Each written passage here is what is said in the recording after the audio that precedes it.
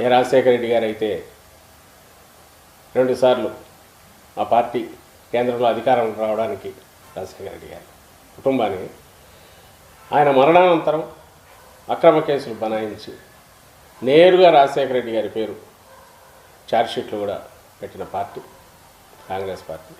జగన్మోహన్ రెడ్డి గారిని 16 నెలలు అక్రమంగా జైల్లో పెట్టారు. ఆ తర్వాత ఆ పార్టీ నాయకులే మీరు గమనిస్తే ఆ రోజు ఆ పార్టీ నాయకుడు శంకర్రావు, టీడీపీ నుంచి ఎర్రనాయుడు గారు వాళ్ళు కలిసి వేసిన కేసులు. సోనియా గాంధీ గారు చెప్తేనే పెట్టామని చెప్పి తర్వాత శంకర్రావు గారు ఆయనే తనంతట తానే మీడియాతో కూడా చెప్పారు. గులాం నబీ ఆజాద్ గారు ఆయన కూడా జగన్మోహన్ రెడ్డి గారు మాట విని ఉంటే ఈ కేసులు పెట్టేవాళ్ళం కాదు, ఇవన్నీ అక్రమ కేసులు, మాట విని ఉంటే ఇంకో రకంగా ఉండేవారు అని ఆయన చెప్పారు.